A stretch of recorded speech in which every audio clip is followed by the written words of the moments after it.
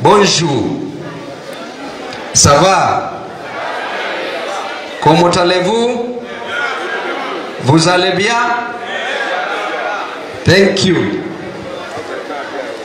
It gives me immense pleasure to join you in celebrating the efforts of a lifetime. To the students community, I feel as special as you today, I feel as special as you do today, because the Weldios University has weighted my efforts in public service over the last decade and found it worthy of an honorary degree. Nyalenda slums in Kisumu City in Kenya, I watched my mother struggle during odd jobs and selling illicit brew called changa to put food on our table and pay school fees for me and my siblings. I grew up in extreme poverty with its attendant indignities in a very dehumanizing and traumatizing environment. Through sheer hard work, sacrifice and God's favor, I passed my exams with flying colors to join the prestigious University of Nairobi.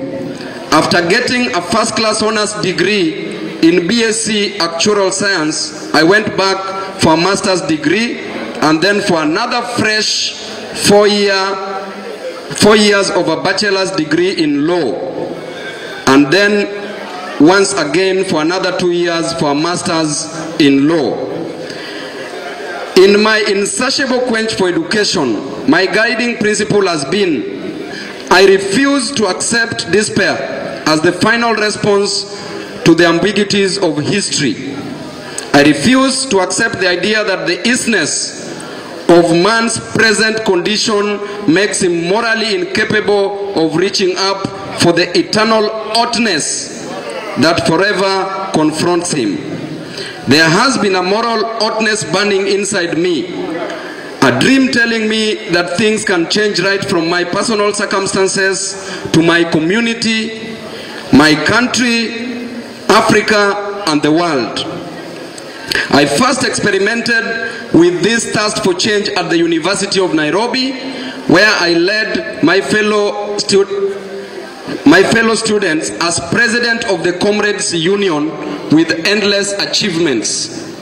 We stopped arbitrary and whimsical increments in fees for struggling poor students.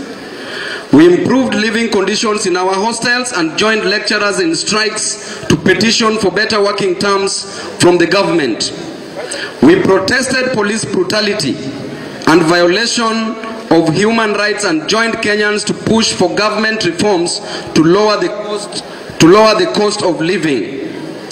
To scale up my efforts, I ran for a parliamentary seat in the city of Nairobi in 2017, and I have had the honor to serve as a member of parliament in Kenya for 2 terms now, courtesy of the trust bestowed upon me by the great people of Embakasi East constituency.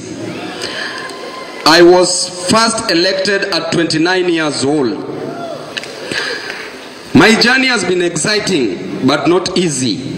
Our political landscape has profound challenges. The vast number of men and women in the shackles of poverty, young people without prospects for decent lives and pandemics like COVID-19 that prove to us that despite some changes we see around in Kenya and here in Benin, to most of our people, the more things have changed, the more things have remained the same. They have been passed by the scarce opportunities. Our people are bitter. They feel defeated, and they sense that even the modest desires of their hearts are completely out of reach.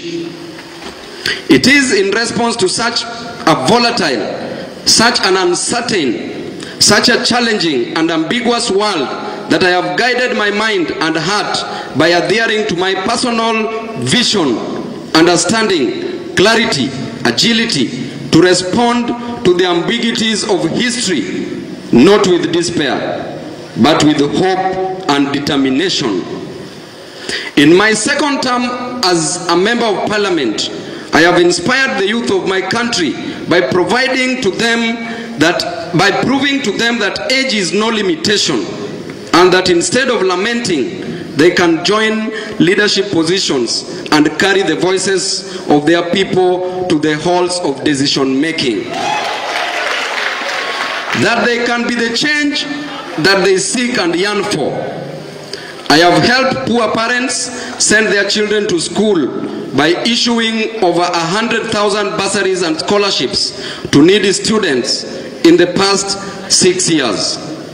I have built roads, schools, and provided water to my people. I have supported families in sickness and mourned with them when they bury their loved ones.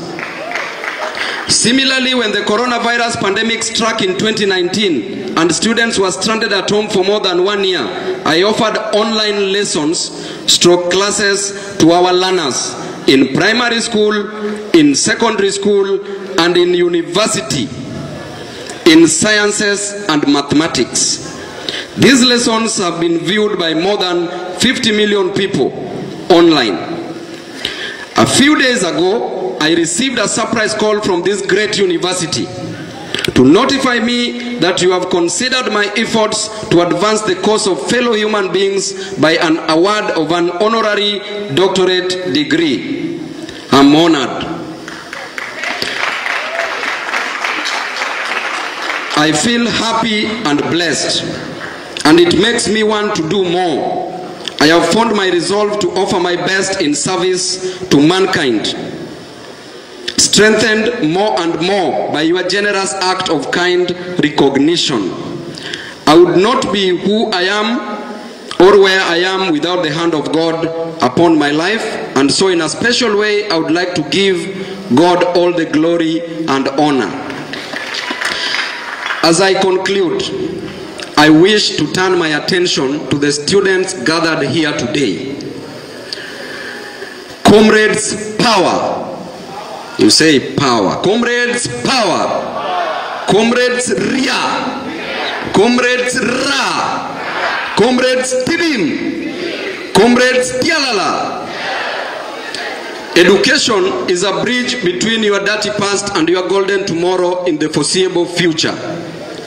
Comrades, as you take your steps out of this university, the world ahead of you is as volatile, uncertain, challenging, ambiguous as it was when I took my own such steps. There are no paths ahead. And after many years in school, it will temporarily look like your dreams may not come true. I know this is the time you ask yourself, and where do I go from here to the graduates? I want to encourage you that it has never been easy for any generation past. To the volatile world, I ask you to respond by developing a personal vision. To the uncertain world, I ask you to develop proper understanding through a committed culture of personal study and continuous self-improvement. To a challenging world, I implore you to develop clarity by reaching out to mentors and devising a personal life blueprint and strategy to guide your efforts. I have had Prime Minister Raila Odinga as my mentor, and I know the benefits. To the ambiguous world, do not respond by despair. I ask you to develop personal agility that can help you sail steadily through the stream of time. Your life will be held back by difficulties. There are moments you will feel like going back home. There are moments when you will feel you face the worst challenges of all times. At those moments, I will call your attention to the words of Winston Churchill that he spoke to the devastated colonial masters at the peak of the terrible World War II.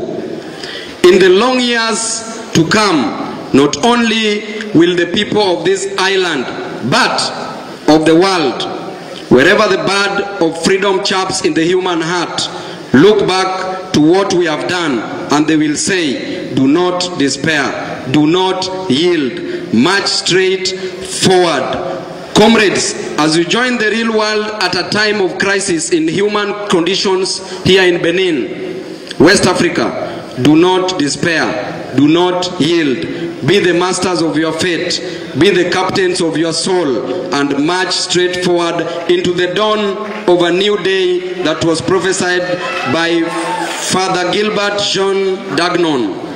Merci. Thank you all. Merci beaucoup. God bless Weldios University. Thank you. Thank you, sir, and more congratulations.